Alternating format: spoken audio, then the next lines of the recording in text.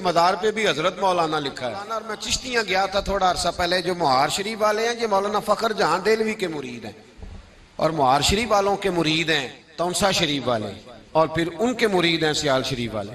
حضرت فخر جہاں دہلوی رحمۃ اللہ تعالیٰ علیہ بہت بڑے عالم تھے, دلی کی جامع مسجد میں خطبہ دیتے تھے. اب تو خطبے دینے والے مولوی ہیں, پھوکے مارنے والے درویش ہیں. بانج علموں جو کرے فقیری اور کافر مرے دیوانہ ہو. بہت بڑے درویش تھے پر عالم تھے. حضرت فخر جہاں دہلوی دلی کی جامع مسجد میں خطبہ دیتے تو ہزاروں لوگ جمعہ پڑھنے آتے تھے, ہزاروں. اب باتیں بنانے والے باتیں بھی بناتے رہتے ہیں. ان کی یہ کرامت تھی کہ جو آدمی ان کے سامنے آ کے کھڑا ہوتا انہیں بتانا نہیں پڑتا تھا کہ میرے دل میں کیا ہے.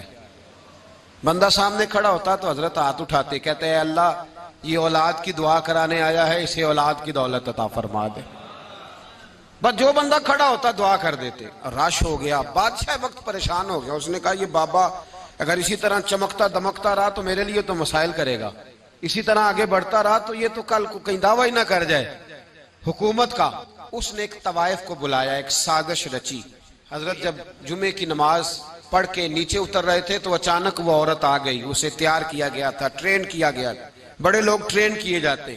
جملہ اس کو سکھا دیا گیا. حضرت فخر جہاں دہلوی رحمت اللہ تعالیٰ علیہ سیڑھیاں اتر رہے تھے جامع مسجد کی, دلی کی جامع مسجد کی. ارد گرد دائیں بائیں مرید, عقیدت مند, حلقہ احباب, لائنیں تھی لوگوں کی. حضرت جب نیچے اتر رہے تھے تو وہ بی بی دوڑی آئی, آگے کہنے لگی کیسی طبیعت ہے, پھر صحت ٹھیک ہے, وہ جو کمر میں درد تھی اب اس کا کیا حال ہے.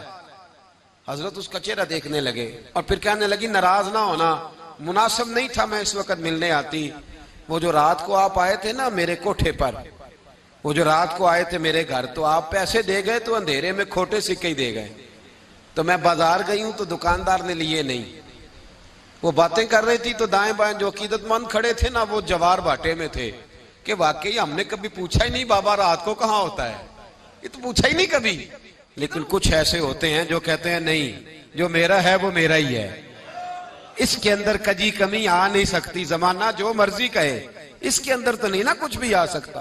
محبوبہ تے نکتہ چینی کرن تو جیڑا باز نہیں آؤندا, اصل منافق جانو اس نو وہ تے جھوٹا پیار جتاؤندا. سانو دسیا عشق دے مفتی جیڑا مڑ مڑ کے فرماؤندا ہے آزم جتھے دل لگ جاوے اوتھے عیب نظر نہیں آؤندا. وہ تو نہیں سنتے. بہرحال سچ کے اندر بڑی طاقت ہوتی ہے, گھبرائے نہیں. آپ نے الٹا ہاتھ اس کے سر پہ رکھا اور سیدھا ہاتھ جیب میں ڈالا. کیا شان ہے رب کے بندوں کی, کیا مقام ہے اللہ کے ولیوں کا. فرمانے لگے ایک بار نہیں 3 دفعہ, کہنے لگے بیٹی بیٹی او میری بیٹی تو کھوٹے سکے دے جا, اصلی سکے لے جا. اور بیٹے پریشان نہ ہونا, اگر پھر بھی کبھی اصلی سکوں کی ضرورت پڑی نا تو آ جانا, فخر جہاں کا دروازہ تجھے کھلا ہی ملے گا. اصلی سکے لے جا. دے کے سکے حضرت آ گئے, نیچے اترے تو وہ خاتون سکتے میں ہے. حضرت سیڑھیاں اتر رہے ہیں, وہ سکتے میں. چند منٹ میں اس نے فیصلہ کیا, دوڑی آئی اور آ کے قدموں میں بیٹھ گئی. کہنے لگی بابا بتا تو کس صندل کا بنا ہے, کس مٹی کے بنا ہے تو, کیا خوشبو اور کیا حسن ہے تیرے کردار و عمل میں.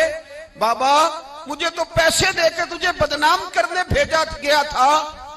اس پورے دلی شہر میں میری طرف جب بھی کسی نے دیکھا ہے گندی نظر سے دیکھا ہے, تو کس صندل اور کستوری کا بنا ہوا ہے. میں تجھے بدنام کرنے آئی تھی اور مجھے کیچڑ میں لتھڑی ہوئی کوئی تو نے بیٹی بنا لیا ہے. 1 دفعہ نہیں 3 دفعہ بیٹی بیٹی کہہ کے پکارا ہے. یہ کہتے کہتے اس نے نقاب اٹھایا اور اپنے چہرے پہ رکھا. کہنے لگی حضور میرا وعدہ ہے اب میں لوگوں کو بتاؤں گی فخر جہاں کی بیٹی کس طرح کی ہوتی ہے. اب میں بتاؤں گی.